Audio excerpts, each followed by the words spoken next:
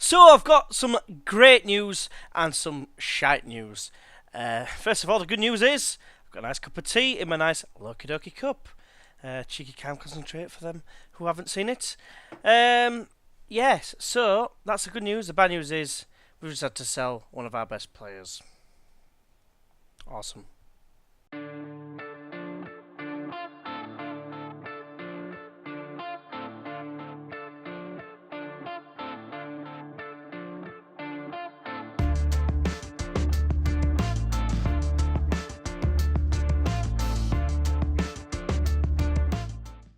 Hey everyone, and welcome back to Life at Leeds with me, GWFM. If you joined us last time, we had an exceptional start, beating Spurs away from home, and then following it up with a 2-0 win against QPR. I've got some bad news, as I've mentioned in the intro, but also, I've got some results to show you. So let's get into the results to start off with. So first of all, we had a League Cup game, the second round of the EFL Cup, and we won 4-0 with a completely changed side. We had basically all his youngsters playing, third and fourth choice defenders, and yeah, we came away with a 4-0 win thanks to goals from Larson, Downing, Dallas, and Green getting his first ever goal for the club. As a result of that, we did end up getting a tie against West Ham United, so that's always going to be a tough tie. A Premier League game, of course, but it might as well be a Premier League tie. So yeah, going to be a tough game. Then we had Chelsea, and I thought, shall I stick with the existing tactic or should I go for the more conservative approach? I thought, you know what, no, sod it. I had a look at the league positions at the last two seasons. They finished fourth in both of them, so they're not the top dogs, as they are in real life at the moment. So I just went for it, and we went ahead early on. Alex Mowat, Cesc Fabregas with a deflected free kick, Jamie Gett, Fabregas Hull, I think I called him when I was just playing it off camera. And yeah, but all in all, an away point at Stamford Bridge. I can't really complain, really. Then we had a game against Southampton, and we absolutely battered them. Goals from Clough, Bridcut, and a hat-trick in between, out thereabouts, from Moussa Dembele getting his first goals for the club, beating Southampton quite comprehensively, really. And this after the horrendous news. You might have spotted it if we're at the point where I've got the screenshots of the match stats. Yes, that's right, there's a name you've probably seen there. We'll get onto that shortly. We then had an away tie at the King Power Stadium, and we went 2-0 down after an hour. And I thought, oh great, that's it. So at that point when we went 2-0 down, I made a couple of changes. Vardy and Trippier had put them 2-0 in front, and instantly Dembele scored. And then it was 2-1 for a long time. We hit the bar, the post, I think we did as well. And it just wouldn't go in for us. And then all of a sudden, it just seemed to click. And, we got 4 goals in every minute between 86 and 89. It was absolutely crazy. That was after we got an equaliser, of course. Dembele getting the equaliser with 30 minutes to go. But look at that Dallas kid, gets a goal, 86 minutes, then Pereira 87, Dallas again at 88, and then Dembele getting a penalty in 89. It was absolutely unreal. I've never had anything like that go in our favour. But I was more than happy to accept it. But we did deserve it on the balance of play, looking at the chances below. And then most recently, the League Cup tie against West Ham. I rested quite a lot of players. I forgot to take people off reserves who I wanted to play in this game, so my youngsters didn't get to play, sadly. And as a result, we got trounced 4-0. We probably edged it on chances. They were just far more clinical. I think, again, we've hit the post twice again, the woodwork.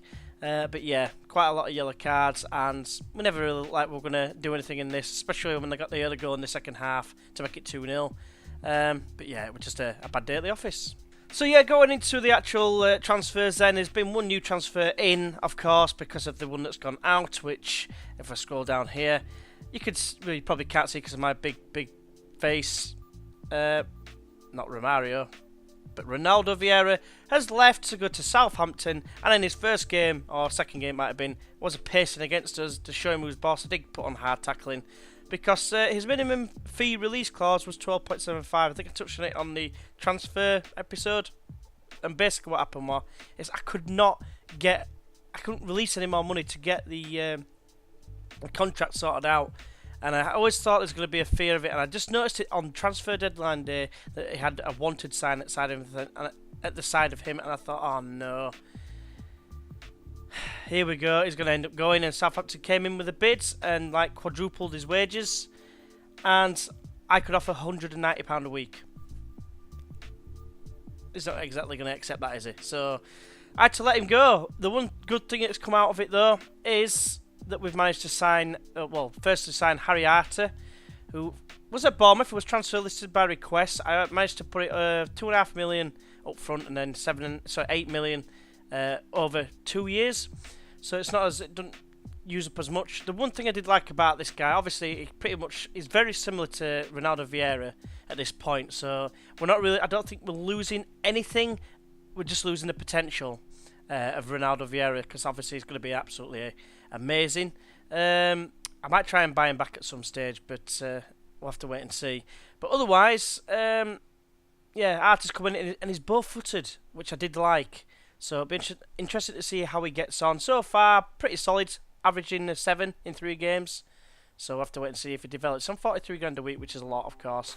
But the other good news is we managed to sign all our other players, all other youngsters who I wanted to keep on extended contracts. So Father Gabriel, for instance, no, not Father Gabriel, Anthony Green, for instance, is now on a 5-year deal, which is very handy indeed. And there's a couple of others as well. The names just elude me at this moment in time, but never mind. So anyway, back into what's been happening, and obviously the results in the Premier League have been really exceptional. And if you look at that there, we have got a game in hand against top of the league, but we're in second place. What's that all about? Second position at this early stage, having won 4, drawn 1, and not lost in the league yet. And we've got a goal difference of plus 12, which is absolutely crazy. We've got Ipswich Town today. We're down in 12th at the moment. They've only won 1 game, and won 2 games and lost 3. I'm hoping to add to that loss column. But yeah, we're not tight in the 3rd round of the League Cup, which the expectation was the 3rd round, so I wasn't too bothered about playing the youngsters. That's why I did that. But we're going to go into today's game now against Ipswich Town. Now, if you remember when we played them last time, obviously they knocked us out. Not knocked us out. They beat us in the playoff final, which meant we had to languish and be languished in the Championship for another season. But you know, things have changed. They had Mick McCarthy that day. He's now, I think he's at Everton. And they've got Manuel Pellegrini. I realised, by the way, that I didn't do this on the last video. But yeah, Pellegrini, obviously a very good manager. You know, you could call it Audrey Roberts, because that's what he looks like. The captain is Luke Chambers. A very good player, of course. For the Championship, is he good enough for the Premier League? I'm not really sure. But we'll have to wait and see. He's getting on a bit now as well. Cole Scusi, he is the vice-captain, and he's an all-round decent player as well. Again, though, is he Premier League quality? Probably not. When he's valued at 600 grand. Yes, he's 32, but you wouldn't think so. The key player is Nano, who is a striker. Looks pretty handy. He's not the quickest. He's good off the mark, though. Acceleration 16. But, you know, overall, it looks a decent player, and it could cause us a few problems. So far, he's scored a goal and got an assist in 2 appearances and 2 off the bench. So we'll have to wait and see on him.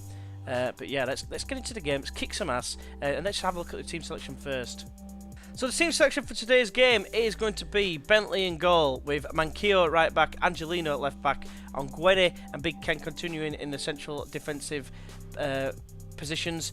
Bricco and Arter in the middle of the park, with Mo on the left, Pereira, I'm struggling with that, Mateus on the right, with Clough and Dembele up top.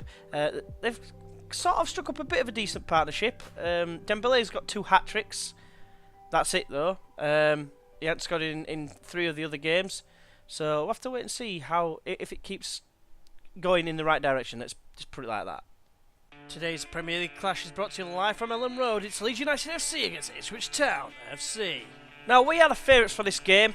Not surprising, based on our current form anyway. And Pep Clotet is saying, tell the team in no uncertain terms that we must have shown improvement from last outing, which that is true, but you know, all I can think of is we got beat in the playoff final, and it's going to be revenge again. It's got to be. So that's what we're going for. And a lot of them are motivated. Some of them that haven't even played against them. So, you know, there is that. Right, so Ellen Road is full once more. They're eager. They want blood. They want payback for having to spend another season in the Championship. Can we deliver today? Right, we've got an early highlight here. That's Manquillo throws the ball to Brick and gets it back. Now it's Pereira. Now it's Arter. Plays it across to Mo. Brick chests it down for Clough, and Dembele strikes it well, but it's a good save. I think it's no, hit the post.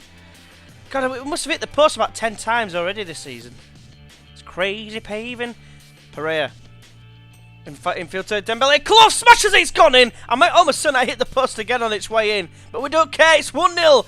Start of payback. We couldn't score in 120 minutes against them in the player final. It's taken us no more than 5 minutes to get on the score sheet today against them. And yeah, great bit of build-up. Dembele, cheeky little layoff for Clough. Yes, it did hit the post. It hit the post and the keeper and then went in.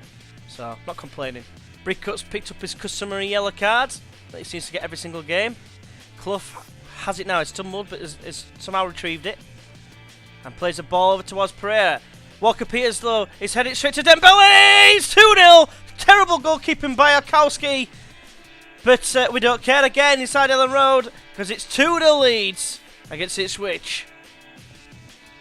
Poor header from Walker-Peters. I know a lot about Walker-Peters because I had him for Eastleigh and I got promoted with them, but that is a terrible bit of goalkeeping.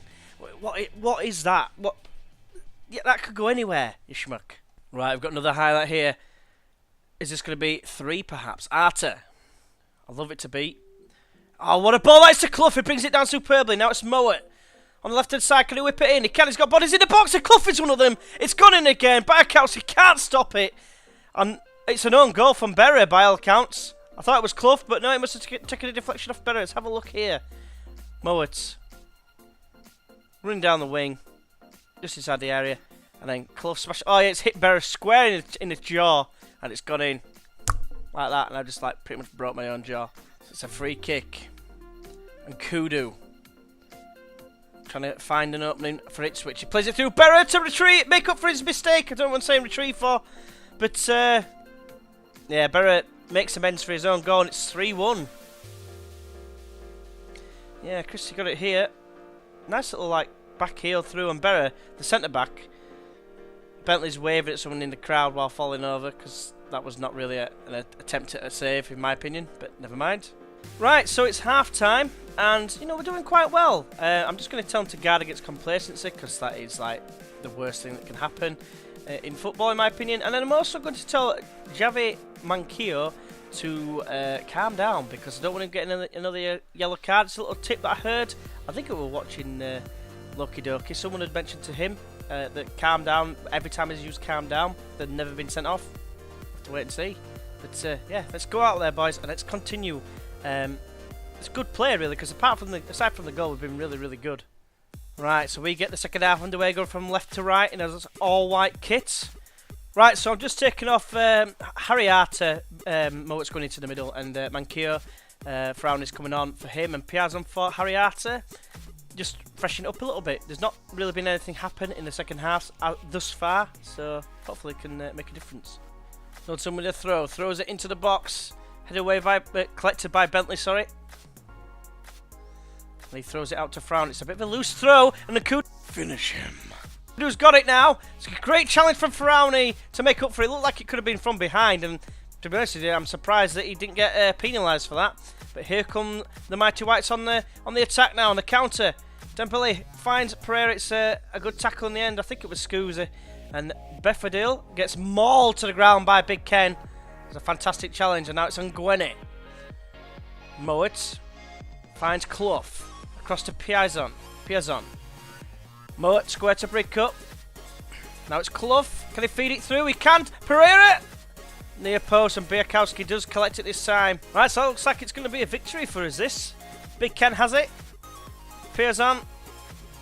Just pass it around for no reason here. He's giving it away. Kudu has it. There's 5 seconds to go. Nilsson finds Belfadil, if that's his name. And yeah, that's it. Revenge is a dish best served cold. And unfortunately, I don't have anything cold. I've got something hot, so maybe not. But it's a good win. And we maintain our current form, which is fantastic. I couldn't be happier with how we've adjusted to the Premier League. I mean, just look at that table. I'm pointing at it, and you can't really see what I'm pointing at, really. But I'm looking at the right-hand side of the screen, and second place after 6 games, 16 points. That's like, you know, that's like a third. In fact, it's less than a third of the way. It's like safety amount of points after 6 games. I can't believe it. With top scorers as well. It's only conceded 6 goals, which isn't that bad. There's some teams in double figures for conceding. But yeah, it's going really well so far. Right, so the next video I'm going to be doing is, it's going to be not in a not too distant future. It's Liverpool. Reason being, it's the team my girlfriend supports. It's the team my girlfriend's brother supports. Other brother, that is, because one brother supports Tottenham, one supports Liverpool. And yeah, there's a little bit of meaning to it, to be honest with you. So I'm going to go for Liverpool. So there's going to be the Norwich game in between. Hopefully you can join us for that one. I might even do, in fact, yes, I'm going to do Liverpool and Stoke in the next video. A double live com, because there's only going to be one highlight. So yeah, hopefully you can join us for that. So hopefully you've enjoyed this video. If you have, why not press that like button? If you've got this far, you might as well do it. It only takes a second. If you're new, why not subscribe? Hopefully you can keep joining us on this journey that we're trying to get Leeds, obviously, to win the Premier League, but obviously we want to get to Champions League stages like what we used to be like back in 2000 and 2001 season when we got to the semi-final. Trying to get something similar if we can, you know, to some sort of standard like that. There's going to be some highs, there's going to be some lows, of course, which one low today was that Vieira had gone. Absolutely gutted about that. But yeah, nonetheless, hopefully you can join us for it, for the Liverpool game and the Stoke game. And until next time, I will see you then. Bye bye.